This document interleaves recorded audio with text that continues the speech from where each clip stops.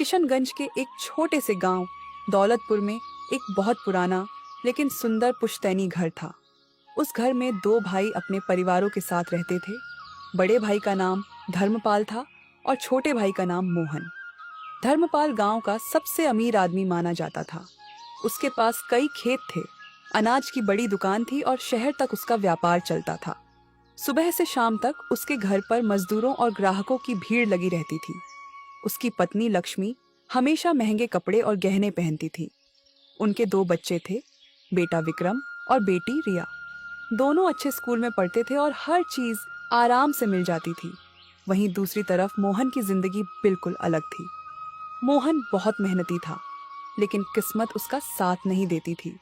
कभी खेतों में मजदूरी मिलती तो कभी कई कई दिनों तक कोई काम नहीं मिलता। जैसे तैसे वह अपने परिवार का पेट पालता था। उसकी पत्नी सीता बहुत समझदार और धैर्यवान औरत थी। उनके दो बच्चे थे, बेटा गोपाल और छोटी बेटी गुड़िया। दोनों मासूम बच्चे अक्सर दूसरों के पुराने कपड़ों में ही खुश रहने की कोशिश करते थे। दोनों परिवार एक ही पुश्तैनी घर में रहते थे, लेकिन उनके हिस्से अलग अलग थे। घर के सामने बड़ा आंगन था, बीच में एक पुराना नीम का पेड़ और पीछे गायों का छोटा सा बाड़ा। हर सुबह धर्मपाल के हिस्से से हंसी, नौकरों की आवाजें और बर्तनों की खनखनाहट सुनाई देती थी, जबकि मोहन के हिस्से में अक्सर चिंता और खामोशी रहती थी। एक शाम मोहन थका हुआ घर लौटा। उसके कपड़े मिट्टी से भरे हुए थे और चेहरे पर मायूसी साफ दिखाई दे रही थी। क्या हुआ जी? आज भी काम नहीं मिला क्या?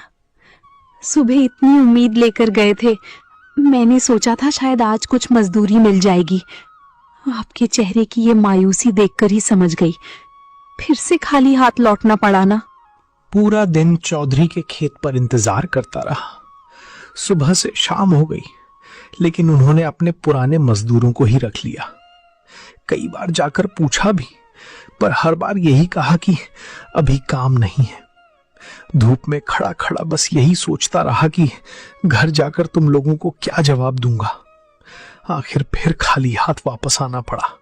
बाबा, कल मेले में चलेंगे ना? मेरे सारे दोस्त जा रहे हैं। वो लोग कह रहे थे वहाँ बड़े बड़े झूले आए हैं, मिठाइयाँ भी मिलेंगी और खिलौने भी। मैंने उनसे कहा कि मेरे बाबा मुझे जरूर ले जाएंगे। बाबा, हम भी चलेंगे ना? मोहन कुछ पल चुप रहा। उसकी आंखों में दर्द साफ झलक रहा था। बेटा, इस बार नहीं, अगले साल जरूर चलेंगे। अभी घर की हालत तुम देख ही रहे हो। जेब में इतने पैसे भी नहीं है कि तुम्हारे लिए मेले से एक छोटा सा खिलौना खरीद सकूं। मैं नहीं चाहता कि तुम्हें वहां ले जाकर तुम्हारी कोई इच्छा अधूरी रह जाए। गोपाल चुप हो गया, लेकिन उसके चेहरे की उदासी मोहन के दिल को अंदर तक चुभ गई। उधर उसी समय धर्मपाल के घर में बड़े ठाठ से खाना परोसा जा रहा था। तरह तरह के पकवान बने थे।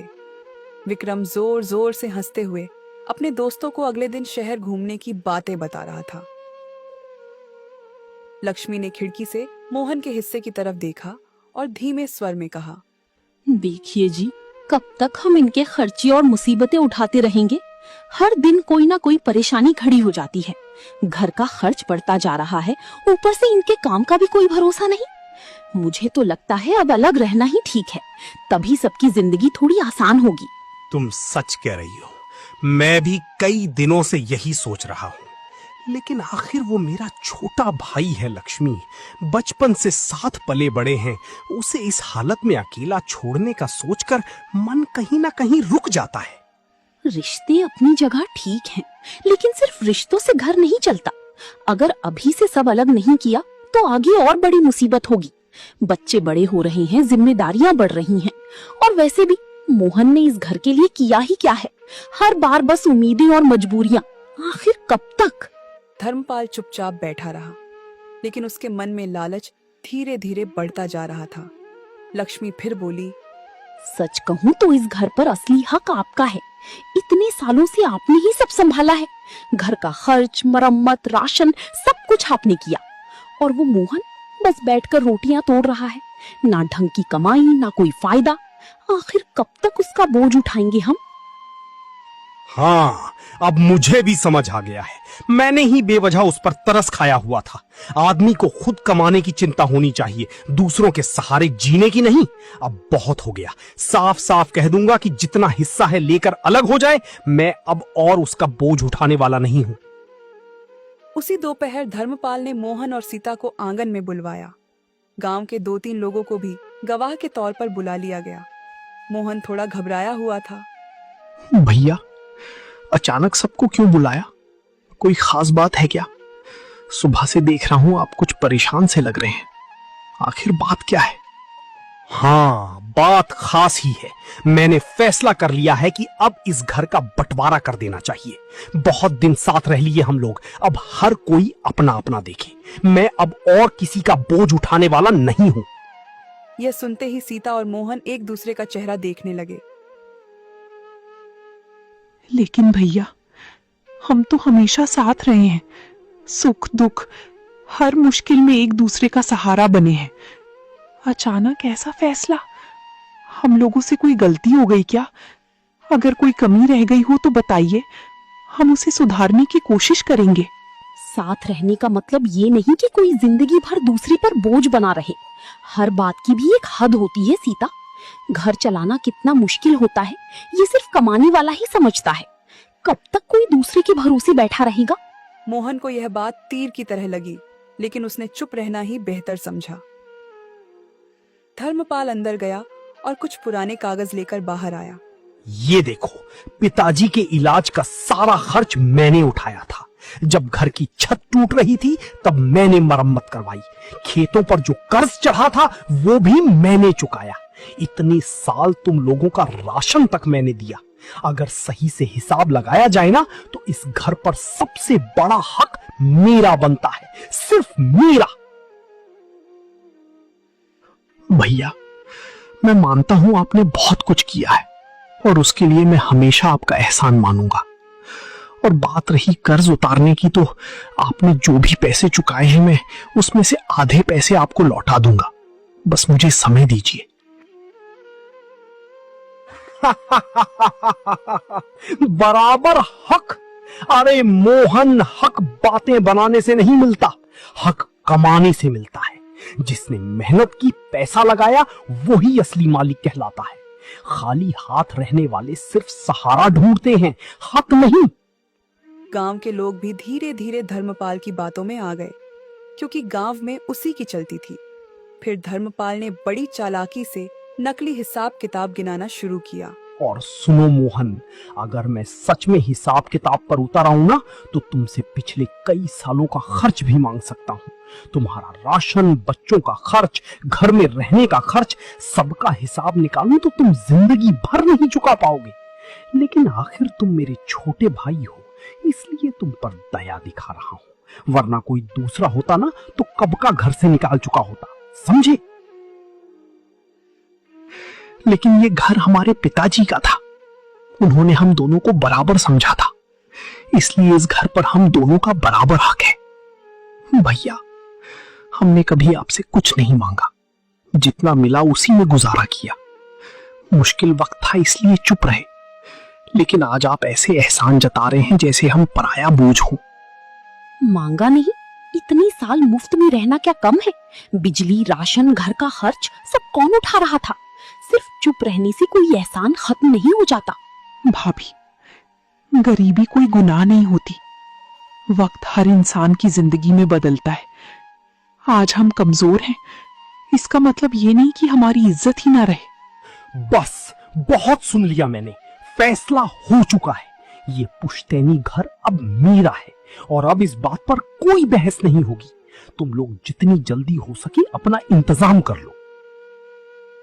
इतना कहकर उसने पास रखी ईंटों में से एक ईंट उठाई और मोहन के हाथ में रख दी।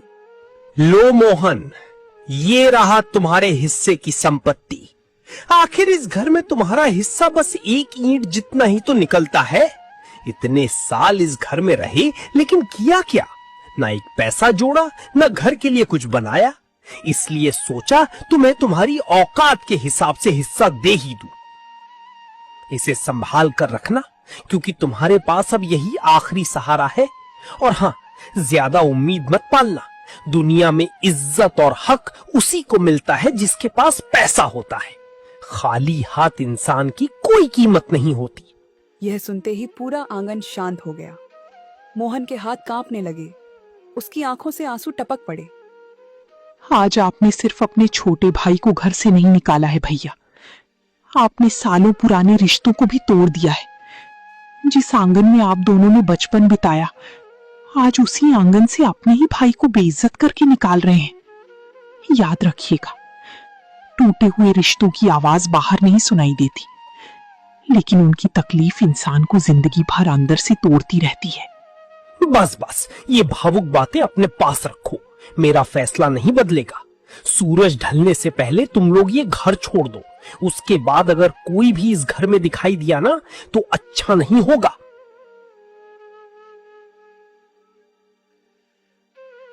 मोहन ने आखिरी बार उस पुश्तैनी घर की तरफ देखा, वही घर जहां उसने बचपन बिताया था, जहां उसके माता पिता की यादें थीं। धीरे धीरे उसने अपनी पत्नी और बच्चों का हाथ पकड़ा। उनके पास रखने के लिए ज्यादा सामान भी नहीं था। कुछ पुराने कपड़े, एक बर्तन की गठरी और हाथ में वो एक ईंट। बाबा, अब हम कहाँ जाएंगे? ये घर छोड़कर हम रहेंगे कहाँ? क्या अब हमारे पास अपना कोई घर नहीं रहा? मैंने तो कभी सोचा भी नहीं था कि हमें ऐसे जाना पड़ेगा। मोहन के पास उस सवाल का कोई जवाब नहीं था। वह बस आसमान की तरफ देखता रहा, जैसे भगवान से पूछ रहा हो कि आखिर गरीब होना इतना बड़ा अपराध क्यों है। मोहन अपने परिवार के साथ धीरे धीरे गांव की पगडंडी पर आगे बढ़ रहा था। उसके हाथ में वही एक ईंट थी जो धर्मपाल ने ताने के साथ उसके हिस्से में दी थी। पीछे छूटता पुश्तैनी घर अब धुंधला दिखाई दे रहा था। सीता की आंखें नम थीं, लेकिन वह अपने बच्चों के सामने खुद को संभालने की कोशिश कर रही थी। बाबा, क्या हम अब कभी अपने घर वापस नहीं जाएंगे? मेरा कमरा, वो आंगन, दादी वाला पेड़, क्या सब अब छूट जाएगा? बोलो ना बाबा। बेटा, इंसान का असली घर सिर्फ ईंट और दीवारों से नहीं बनता।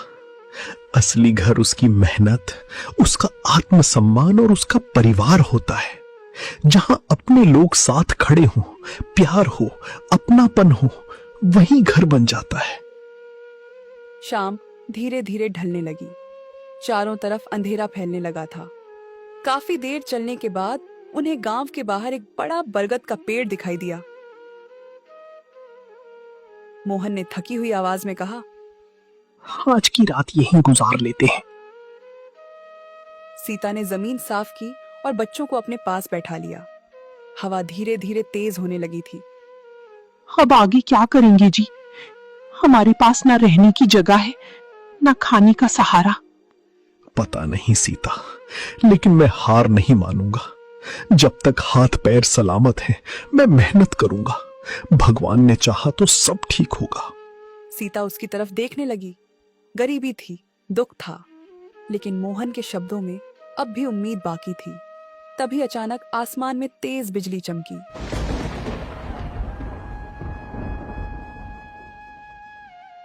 कुछ ही पलों में मूसलाधार बारिश शुरू हो गई। तेज हवा के साथ बारिश की बूंदें उनके ऊपर गिरने लगीं।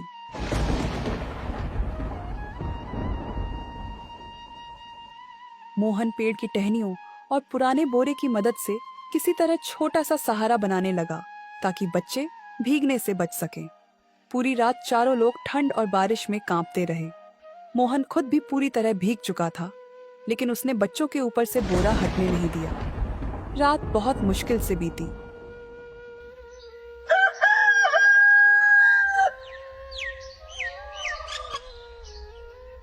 सुबह होते ही बारिश रुक गई। पेड़ों से पानी की बूंदें टपक रही थीं। चारों तरफ गीली मिट्टी की खुशबू फैल गई थी। सीता ने पास पड़ी सूखी लकड़ियां इकट्ठा की और छोटे से चूल्हे में आग जलाई। उनके पास थोड़ा सा आटा बचा था। उसने उसी से पतली पतली रोटियां बनानी शुरू की। माँ, आज बस इतना ही खाना है? मुझे तो अभी भी भूख लग रही है। कल से पेट भी ठीक से नहीं भरा। क्या घर में और कुछ भी नहीं बचा? हाँ बेटा, अभी बस इतना ही है, तुम ये खा लो। शाम तक तुम्हारे बाबा जरूर कुछ ना कुछ काम ढूंढ लेंगे। वो सुबह से मेहनत कर रहे हैं ना, भगवान चाहेंगे तो सब ठीक हो जाएगा। मोहन चुपचाप अपने बच्चों को देख रहा था। उसके दिल में दर्द भी था और जिम्मेदारी का बोझ भी। उसने जल्दी से सूखी रोटी खाई, फिर उठकर जाने लगा। इतनी जल्दी कहाँ जा रहे हो? मजदूरी ढूंढने। अगर आज काम नहीं मिला तो कल बच्चों के लिए राशन भी नहीं होगा। मोहन गांव की तरफ चल पड़ा। धूप धीरे धीरे निकल रही थी, लेकिन उसके मन में अब भी रात का अंधेरा बाकी था। उसे नहीं पता था कि किस्मत उसके लिए आगे क्या लिख चुकी है।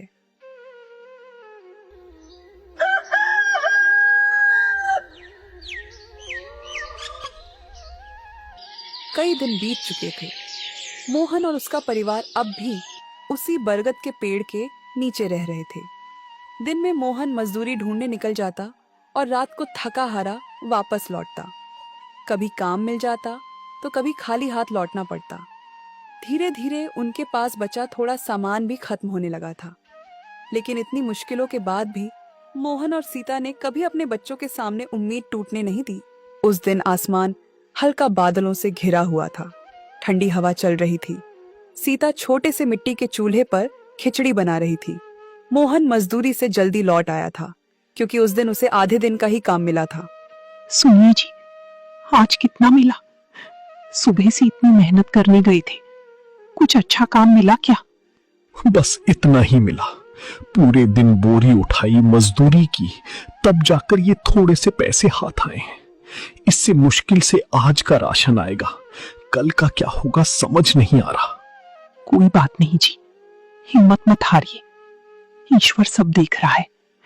वो मेहनत करने वालों को कभी हमेशा के लिए दुख में नहीं रखता। आज थोड़ा कम है, कल शायद ज्यादा होगा, लेकिन मुझे भरोसा है ईश्वर हमें भूखा नहीं सुलाएगा। मोहन चुप हो गया। उसकी नजर पास रखी उस एक ईंट पर गई जिसे वह आज तक संभाल कर रखे हुए था। वही ईंट जो उसके अपमान की निशानी थी। तभी दूर से किसी के खांसने की आवाज सुनाई दी। सबने मुड़कर देखा। एक बूढ़ी औरत धीरे धीरे उनकी तरफ आ रही थी। उसके कपड़े फटे हुए थे, बाल पूरी तरह सफेद और चेहरा भूख से कमजोर लग रहा था। ऐसा लग रहा था जैसे उसने कई दिनों से ठीक से खाना नहीं खाया हो। वह पेड़ के पास आकर थक कर बैठ गई। बुढ़िया कांपती आवाज में बोली, बेटा, बहुत भूखी हूँ। सुबह से दर दर भटक रही हूँ, लेकिन कहीं से 2 वक्त का खाना भी नहीं मिला। अब तो पैरों में चलने की ताकत भी नहीं बची। अगर थोड़ा सा बचा हुआ खाना होना बेटा तो दे दो, भगवान तुम्हारा भला करेगा। सीता ने चूल्हे की तरफ देखा। खिचड़ी बहुत थोड़ी थी, मुश्किल से 4 लोगों के लिए ही काफी थी। माँ, अगर हम अपना खाना इन्हें दे देंगे तो फिर हम क्या खाएंगे? मुझे भी बहुत भूख लगी है। सुबह से हमने कुछ ठीक से नहीं खाया। क्या हमारे लिए खाना नहीं बचेगा? मोहन कुछ पल तक उस बूढ़ी औरत को देखता रहा। उसकी कांपती आवाज और कमजोर हालत देखकर उसका दिल भर आया। उसने बिना कुछ सोचे अपनी थाली उठाई और बुढ़िया के सामने रख दी। सीता हैरानी से उसे देखने लगी। लेकिन जी, आपने तो सुबह से कुछ नहीं खाया, पूरे दिन मेहनत करके आए हैं, और अब जो थोड़ा बहुत खाना है वो भी दे रहे हैं। कोई बात नहीं सीता, भूख तो हम किसी तरह सह लेंगे, लेकिन इनकी हालत हमसे भी ज्यादा खराब है। देखो ना, इनके चेहरे पर कितनी मजबूरी साफ दिखाई दे रही है। अगर हमारे हिस्से की एक रोटी किसी भूखे का पेट भर दे तो शायद भगवान भी हमारे बच्चों का पेट खाली नहीं रहने देगा। बुढ़िया की आंखों में आंसू आ गए। कांपते हाथों से उसने खाना खाना शुरू किया। वह ऐसे खा रही थी जैसे कई दिनों बाद उसे भोजन मिला हो। कुछ देर बाद बुढ़िया ने पेट भरकर पानी पिया और मोहन की तरफ देखने लगी। उसकी आंखों में अब अजीब सी चमक थी। बेटा, तुम बहुत अच्छे इंसान हो। आज तुमने खुद भूखे रहकर भी मेरा पेट भर दिया। ऐसे दयालु लोग आजकल बहुत कम मिलते हैं। याद रखना, भगवान इंसान की नेकी कभी व्यर्थ नहीं जाने देता। तुम्हारे इस अच्छे कर्म का फल तुम्हें जरूर मिलेगा। अगर ईश्वर देना ही चाहता तो आज मेरे बच्चों को पेड़ के नीचे ना रहना पड़ता। मेरे बड़े भाई ने बंटवारे में बस यही एक ईंट दी थी, यही मेरी पूरी संपत्ति है। कभी कभी लगता है शायद गरीबों के सपने पूरे नहीं होते। ऐसा मत कहो बेटा, ऊपर वाले के घर देर हो सकती है लेकिन अंधेर कभी नहीं होता। आज वक्त तुम्हारी परीक्षा ले रहा है लेकिन हमेशा ऐसा नहीं रहेगा। जिस भगवान ने मिट्टी से इंसान बनाया, क्या वो एक ईंट से घर नहीं बना सकता? याद रखना बेटा, अच्छे दिल वाले इंसान कभी खाली हाथ नहीं रहते। भगवान देर से देता है मगर जब देता है तो इंसान की जिंदगी बदल देता है। फिर वह धीरे धीरे वहां से आगे बढ़ने लगी। कुड़िया मासूमियत से चिल्लाई, दादी, आपका नाम क्या है? बुढ़िया कुछ पल के लिए रुकी। उसके चेहरे पर हल्की सी मुस्कान आई। फिर बिना पीछे मुड़े धीमी आवाज में बोली, लोग मुझे किस्मत कहते हैं बेटा, और मैं हमेशा अच्छे दिल वालों का दरवाजा ढूंढ ही लेती हूँ। यह सुनकर सब हैरानी से एक दूसरे को देखने लगे और जब मोहन ने दोबारा आगे देखा तो वह बुढ़िया दूर रास्ते में कहीं दिखाई ही नहीं दी, जैसे हवा में गायब हो गई हो। मोहन के हाथ में अब भी वही एक ईंट थी, लेकिन पहली बार उसे वह ईंट बोझ नहीं, उम्मीद जैसी महसूस हुई। बुढ़िया के जाने के बाद मोहन के मन में उसकी बातें बार बार गूंजती रहती थी। क्या वो एक ईंट से घर नहीं बना सकता? मोहन कई बार उस ईंट को हाथ में लेकर सोचता रहता। उसे समझ नहीं आता था कि आखिर उस बूढ़ी औरत ने ऐसी बातें क्यों कही थी, लेकिन जिंदगी अब भी संघर्ष से भरी थी।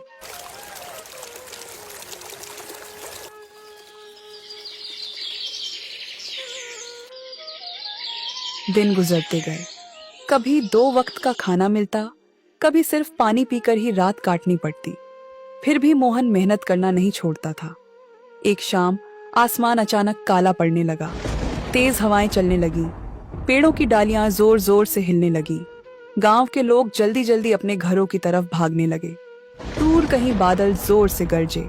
कुछ ही पलों में मूसलाधार बारिश शुरू हो गई। बारिश की बूंदें इतनी तेज थीं जैसे आसमान से पत्थर गिर रहे हों। मोहन चारों तरफ देखने लगा, लेकिन वहां छिपने के लिए कोई जगह नहीं थी। तभी अचानक बिजली जोर से चमकी।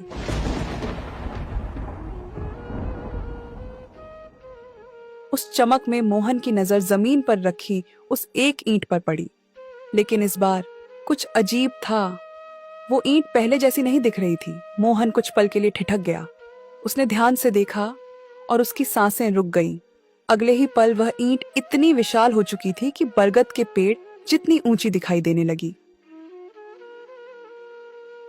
मोहन के मुंह से आवाज तक नहीं निकल रही थी।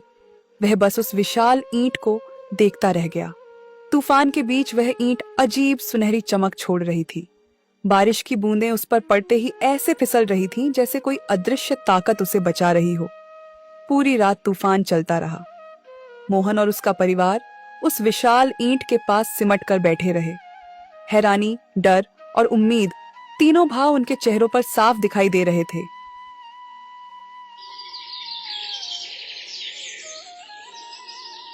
सुबह होते होते बारिश रुक गई। आसमान में हल्की धूप निकल आई। पक्षियों की आवाजें फिर सुनाई देने लगी। मोहन धीरे धीरे उठा और उस विशाल ईंट के सामने जाकर खड़ा हो गया। अब दिन की रोशनी में वह ईंट और भी अद्भुत लग रही थी। वह सचमुच बरगद के पेड़ जितनी बड़ी हो चुकी थी। मैंने अपनी जिंदगी में ऐसा चमत्कार कभी नहीं देखा। कल तक हमारे घर में खाने के लिए भी कुछ नहीं था और आज ये सब। लगता है सच में भगवान ने हमारी पुकार सुन ली। बाबा, अब हमारे पास दुनिया की सबसे बड़ी ईंट है। देखना बाबा, अब हम भी अपना बड़ा सा घर बनाएंगे जिसमें कोई हमें कभी निकाल नहीं पाएगा। ईश्वर ने शायद हमें एक इशारा दिया है। कैसा इशारा? जब भगवान ने हमारे हाथ में इतनी बड़ी ईंट दी है तो शायद वो चाहता है कि हम हार मानने के बजाय नई शुरुआत करें। हम इसी ईंट से अपना घर बनाएंगे, अपना सम्मान वापस खड़ा करेंगे। भैया ने मुझे अपमान समझकर एक ईंट दी थी, लेकिन अब यही ईंट हमारी सबसे बड़ी ताकत बनेगी। देखना सीता, एक दिन इसी ईंट से ऐसा घर बनेगा जहां हमारे बच्चों की आंखों में कभी आंसू नहीं होंगे। उस दिन से मोहन ने जी जान लगाकर मेहनत शुरू कर दी। दिन में वह मजदूरी करता और शाम को लौटकर उस विशाल ईंट के आसपास मिट्टी साफ करता, लकड़ियां जमा करता और ईंट को तराश कर घर बनाने की कोशिश करता और धीरे धीरे रहने की जगह तैयार करने लगा। गांव वाले जब वहां से गुजरते तो रुककर उस अद्भुत ईंट को देखने लगते। धीरे धीरे पूरे गांव में चर्चा फैल गई। कुछ लोग इसे चमत्कार कहने लगे तो कुछ लोग किस्मत, लेकिन मोहन किसी की बातों पर ध्यान नहीं देता था। वह बस मेहनत करता रहता। सीता भी उसका पूरा साथ देने लगी। वह मिट्टी गूंथती, चूल्हा बनाती और बच्चों के साथ छोटे छोटे काम करती। गोपाल और गुड़िया भी खुशी खुशी मदद करने लगे।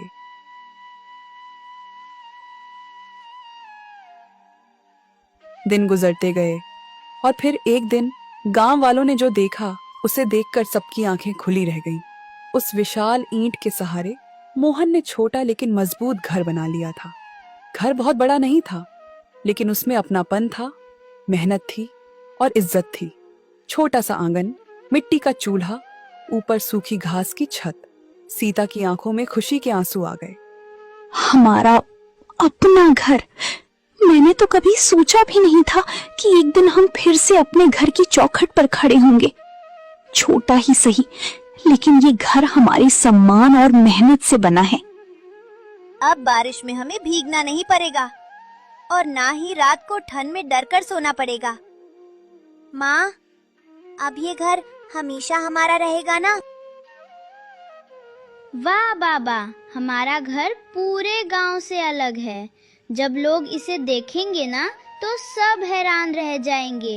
अब कोई हमें गरीब और कमजोर नहीं समझेगा। एक दिन धर्मपाल अपनी दुकान पर बैठा हिसाब किताब देख रहा था। तभी दो गांव वाले बातें करते हुए वहां से गुजरे। सच में मोहन ने कमाल कर दिया। इतनी छोटी शुरुआत से इतना सुंदर घर खड़ा कर दिया। गांव में हर कोई उसी की चर्चा कर रहा है। और सबसे बड़ी बात, उसने किसी के आगे हाथ नहीं फैलाया, न शिकायत की, न हार मानी। अपनी मेहनत और ईमानदारी से सब कुछ खड़ा किया है। कैसा घर! वो मोहन जिसने जिंदगी भर कुछ नहीं किया, अब अचानक ऐसा क्या कर दिया कि पूरा गांव उसकी तारीफ कर रहा है। अरे वही एक ईंट वाला घर। कहते हैं मोहन ने उस एक ईंट से ऐसी शुरुआत की कि आज उसका घर पूरे गांव में मिसाल बन गया है। लोग दूर दूर से देखने आ रहे हैं। कोई उसकी मेहनत की तारीफ कर रहा है तो कोई उसकी किस्मत की। यह सुनते ही धर्मपाल के मन में जलन की आग भड़क उठी। वह तुरंत उठ खड़ा हुआ। चलो मैं भी जाकर देखता हूँ, आखिर उस निकम्मे ने ऐसा क्या बना लिया जिसकी पूरा गांव तारीफ कर रहा है। कहीं लोगों ने बातों बातों में उसे जरूरत से ज्यादा बड़ा तो नहीं बना दिया। कुछ देर बाद धर्मपाल मोहन के घर के सामने खड़ा था। उसकी आंखें फैल गईं। सामने छोटा लेकिन बेहद सुंदर घर था। आंगन साफ सुथरा था। दीवारों पर मिट्टी की चमक थी और घर के पास तुलसी का पौधा हवा में झूम रहा था। सबसे अलग दिखाई दे रही थी वह विशाल ईंट जिसके सहारे पूरा घर खड़ा था। धर्मपाल कुछ पल तक चुपचाप देखता रहा। तभी मोहन बाहर आया। उसने अपने बड़े भाई को देखा तो उसके चेहरे पर हल्की मुस्कान आ गई। आइए भैया, अंदर आइए। छोटा सा घर है लेकिन अपनेपन और मेहनत से बनाया है। आपको अच्छा लगेगा। मैं इस बेकार से घर में? रहने दो मोहन, बाहर से ही ठीक है। इतना भी खास नहीं लगता मुझे। भैया, घर बड़ा या छोटा होने से नहीं, मेहनत और इज्जत से बनता है। मैंने इसे दिन रात मेहनत करके खड़ा किया है। हर दीवार में हमारी उम्मीदें जुड़ी हैं। मेहनत? अगर किसी को ऐसी चमत्कारी ईंट मिल जाए ना तो कोई भी घर बना ले। इसमें तुम्हारी मेहनत से ज्यादा किस्मत का हाथ है। हो सकता है, लेकिन चमत्कार भी उसी के साथ होता है जिसका दिल साफ हो। हर इंसान को उसके कर्मों का फल जरूर मिलता है भैया। ये घर भी शायद मेरे कर्मों का फल है। आपने मुझे घर से निकाल दिया था, लेकिन भगवान ने मुझे रहने की जगह दे दी। कर्म, फल, ये सब गरीबों को बहलाने की बातें हैं। अगर सच में कर्मों का हिसाब होता तो मैं अब तक बर्बाद हो चुका होता। मैंने कितने लोगों को ठगा है, कितनों की जमीन छीनी है, लेकिन मेरा क्या बिगड़ा? सच यही है मोहन, दुनिया में ताकत और पैसा चलता है, कर्म नहीं। इतना कहकर वह घमंड से मुड़ा और वहां से चला गया। लेकिन उसे क्या पता था, जिस पल उसने ये शब्द बोले उसी पल से उसकी बर्बादी शुरू हो चुकी थी। उस शाम अचानक उसकी अनाज की दुकान में आग लग गई। लोग बाल्टियों से पानी डालते रहे, लेकिन देखते ही देखते आधी दुकान जलकर राख हो गई। धर्मपाल बदहवास होकर चिल्लाता रहा, मेरा सामान, मेरा अनाज! लेकिन आग किसी की नहीं सुन रही थी। दुकान में लगी आग के बाद धर्मपाल की जिंदगी धीरे धीरे बदलने लगी। जिस आदमी के पास कभी दौलत की कमी नहीं थी, अब वही दिन रात नुकसान का हिसाब लगाने लगा। आग में उसका बहुत सारा अनाज जल गया था। कई व्यापारी अपने पैसे मांगने आने लगे। मजदूरों ने भी काम छोड़ना शुरू कर दिया। एक दिन उसका पुराना साझेदार गुस्से में बोला, धर्मपाल, अब हम तुम्हारे साथ व्यापार नहीं करेंगे। तुम हमेशा अपने फायदे के बारे में सोचते रहे। धीरे धीरे लोग उससे दूरी बनाने लगे। उधर दूसरी तरफ मोहन की जिंदगी में पहली बार सुकून आने लगा था। उसका छोटा सा एक ईंट का घर अब पूरे गांव में मशहूर हो चुका था। लोग दूर दूर से उसे देखने आते। बच्चे उस विशाल ईंट को देखकर हैरान रह जाते और बूढ़े लोग मोहन की मेहनत की तारीफ करते। एक दिन गांव के चौपाल में कुछ लोग बातें कर रहे थे। सच कहा जाए तो भगवान ने आखिर न्याय कर ही दिया। जिसने जिंदगी भर अपमान सहा, आज वही इज्जत के साथ सिर उठाकर जी रहा है। सच में ऊपर वाला देर करता है, लेकिन इंसाफ जरूर करता है। और किस्मत का खेल तो देखो, जिसे बेघर समझकर ठुकरा दिया गया था, वही आज अपनी एक ईंट के सहारे सबसे मजबूत और सबसे सुखी घर का मालिक बन गया। पास बैठे लोग सहमति में सिर हिलाने लगे। यह बातें धीरे धीरे धर्मपाल के कानों तक भी पहुंचने लगीं। अब जब भी वह गांव में निकलता, लोग उसके पुराने व्यवहार की बातें करने लगते। धर्मपाल बाहर से गुस्सा दिखाता, लेकिन अंदर ही अंदर उसका घमंड टूटने लगा था। फिर एक और मुसीबत आ गई। उस साल अचानक तेज बारिशों ने उसके खेत बर्बाद कर दी। फसल सड़ गई, ऊपर से कर्ज बढ़ता गया। लक्ष्मी अब पहले जैसी खुश नहीं रहती थी। लक्ष्मी परेशान होकर बोली, हर तरफ नुकसान ही नुकसान क्यों हो रहा है? खेत में घाटा, व्यापार में घाटा, घर में भी चैन नहीं बचा। ऐसा लग रहा है जैसे हमारी किस्मत ही हमसे रूठ गई हो। मुझे क्या पता, हर बात का जवाब क्या मेरे पास है? और जरा अपना मुंह बंद रखा करो। सुबह से बस रोना धोना लगाए रहती हो। पहले ही परेशानियों से दिमाग खराब है मेरा। लेकिन उसके मन में बार बार मोहन की बात गूंजने लगी। सबको अपने कर्मों का फल मिलता है। धर्मपाल हर बार उस बात को झटकने की कोशिश करता, लेकिन अब हालात उसके हाथ से निकलते जा रहे थे।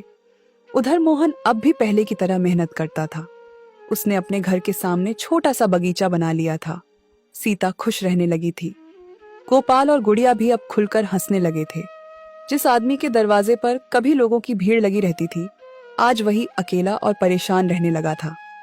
दुकान का नुकसान, खेतों की बर्बादी और बढ़ता कर्ज, हर तरफ मुश्किलें ही मुश्किलें थीं। एक रात लक्ष्मी रोते हुए बोली, अब क्या होगा जी? घर में राशन तक खत्म होने वाला है। धर्मपाल चुपचाप बैठा रहा। उसके पास कोई जवाब नहीं था।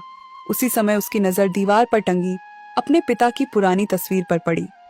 उसे अचानक वो दिन याद आ गया जब उसने अपने ही छोटे भाई को एक ईंट देकर घर से निकाल दिया था। उसकी आंखें भर आईं। अगली सुबह धर्मपाल भारी कदमों से मोहन के घर की तरफ चल पड़ा। पूरा रास्ता उसके दिल में शर्म और पछतावा भरा हुआ था।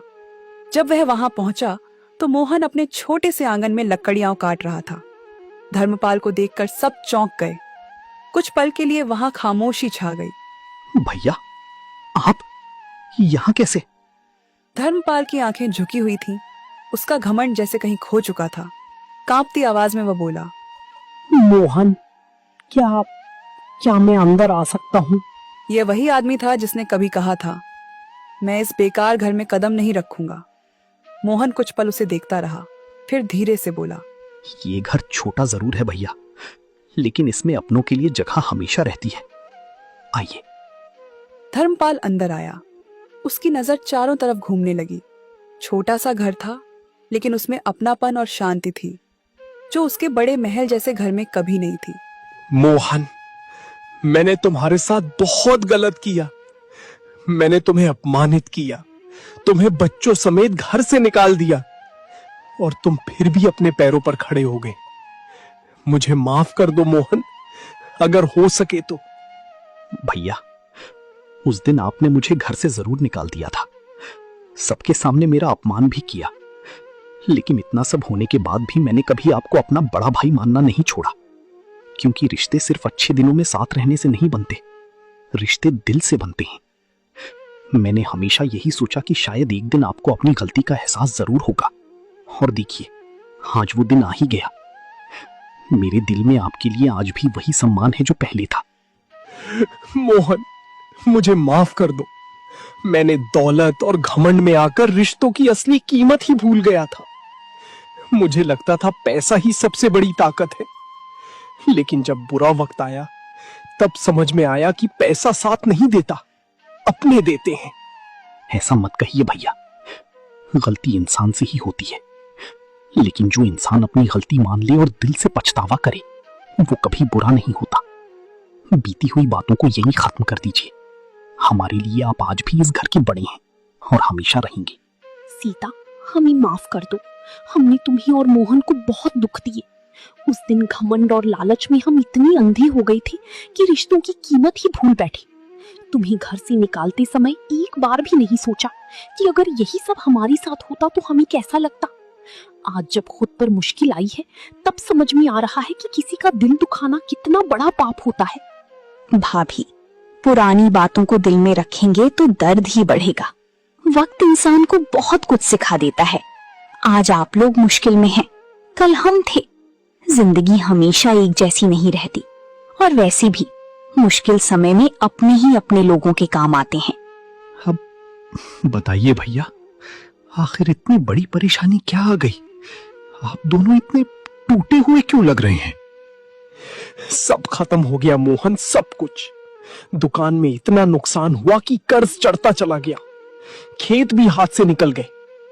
जिन लोगों के सामने मैं घमंड से सिर उठाकर चलता था, आज वही लोग ताने मार रहे हैं। घर की हालत इतनी खराब हो गई है कि कई बार बच्चों को भरपेट खाना तक नहीं मिल पाता। जिस दौलत पर मुझे इतना घमंड था ना, वही आज मिट्टी की तरह हाथ से फिसल गई। अब समझ में आ रहा है कि इंसान की असली ताकत पैसा नहीं, उसके अपने लोग होते हैं। बस इतनी सी बात? भैया, आप इतना परेशान क्यों हो रहे हैं? जब तक मैं जिंदा हूं, आपको और आपके परिवार को किसी चीज की कमी नहीं होने दूंगा। ये घर सिर्फ मेरा नहीं है, आपका भी है। आज अगर भगवान ने मुझे थोड़ा अच्छा समय दिया है, तो शायद इसलिए ताकि मैं अपने परिवार के काम आ सकूं। इतना सब होने के बाद भी तुम मेरी मदद करोगी?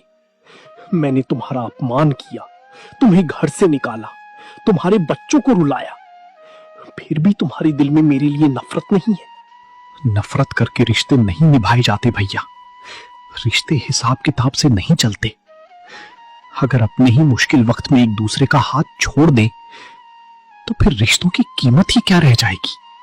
यह सुनकर धर्मपाल का सिर शर्म से झुक गया। उस दिन पहली बार उसे समझ आया कि असली अमीरी पैसे में नहीं, बल्कि इंसान के दिल में होती है। धीरे धीरे दोनों भाई फिर से एक हो गए। धर्मपाल ने अपने घमंड और लालच को हमेशा के लिए छोड़ दिया, और मोहन ने साबित कर दिया कि सच्चा इंसान वही होता है जो दर्द मिलने के बाद भी दूसरों को सहारा दे। गांव वाले आज भी उस एक ईंट के घर की कहानी सुनाते हैं, जहां एक गरीब आदमी ने अपनी मेहनत, अच्छाई और बड़े दिल से रिश्तों को फिर से जोड़ दिया। उस विशाल ईंट के सामने अब अक्सर बच्चे खेलते दिखाई देते थे, और धर्मपाल जब भी उस ईंट को देखता, उसकी आंखें नम हो जाती, क्योंकि वही ईंट जो कभी उसने अपमान में दी थी, उसी ईंट ने उसे इंसानियत का सबसे बड़ा सबक सिखाया था। अच्छे कर्म कभी व्यर्थ नहीं जाते, जो दूसरों का दिल दुखाता है उसे एक दिन अपने कर्मों का फल जरूर मिलता है, और जो मुश्किलों में भी इंसानियत नहीं छोड़ता, ईश्वर हमेशा उसका साथ देता है। आपको कहानी में कौन सा किरदार और कौन सी बात सबसे अच्छी लगी कमेंट करके बताइए।